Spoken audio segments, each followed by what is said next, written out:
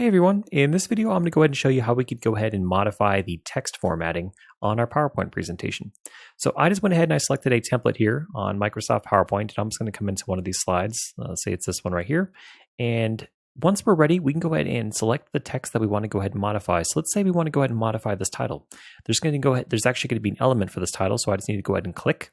You can see when I went ahead and highlighted it. Now I can either specify this whole thing here, or I could just go ahead and leave the element selected and I can make changes, or maybe I just want to change out certain words within this element. It's really up to you, but in my case, I just want to go ahead and actually update this entire thing. So in order for me to get the little mini editor here to show up, I need to go ahead and I'm going to go ahead and select this, highlight everything, and now I have this little mini editor.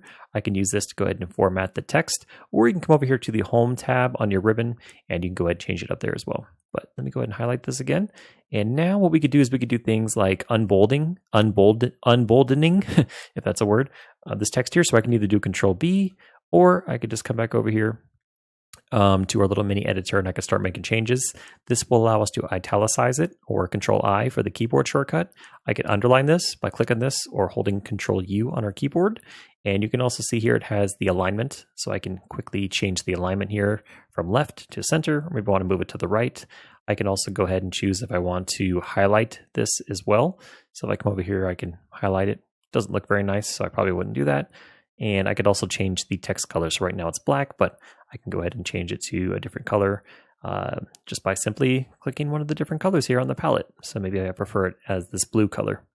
And there's also some other options here too, like changing the font size.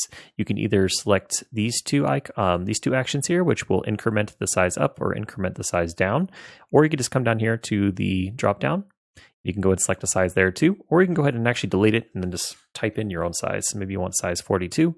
And here you can also go ahead and change the font. So I could change it to, not necessarily looking for something that's going to look the best, but just to prove the point that you go ahead and change how it looks. So you can now see that I have that change here. What we can also do is we can actually change multiple elements on the page as well. So if I come over here, let me actually find something else.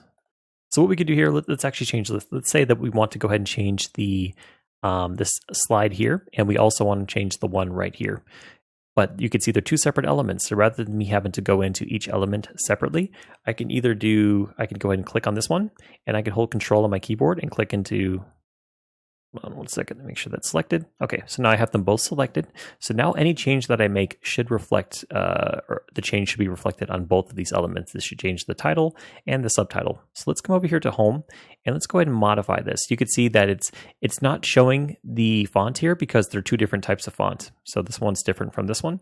And also you can see it says 24 plus, so meaning that the font sizes are different as well. However, what I'm going to do now is, because both of the colors appear to be black, if I zoomed in, I don't know if one of these is maybe dark gray, but we're going to come down here to this, and you can see as I highlight these different colors, it's changing both. So I'm able to change multiple elements at once, so I'm not having to go into them individually. And you can see it's not messing with the sizing, it's not messing with the formatting, the alignment or anything like that. The only thing that's being changed is right now just the color. So maybe we want black, definitely looks the best, but we'll just select this just for dramatic effect. And what we could do now is we could even change the alignment if we would like to. You can see both are left aligned, but if I go and hit center align, now I went ahead and moved them both, so now they're both center aligned. And I can also change the justification, or I'm sorry, the where is it? The indent, the list. If I had like a bulleted list here, for example, I could use these two where I could go ahead and change the indentation of it.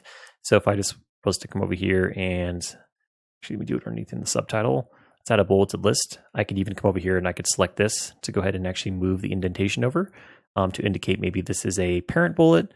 And then if I do something like this, bullet one, and then I hit the tab key, I can do it that way.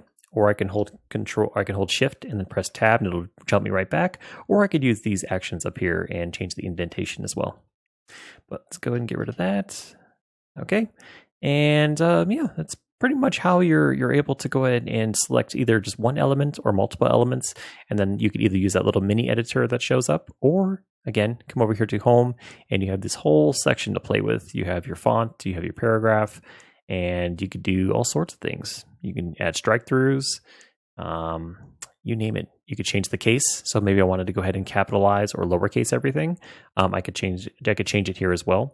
So there are so many different options available to you. So really, it's just whatever let your imagination run wild, and then hopefully the end result is something that not only you like, but your audience will like as well.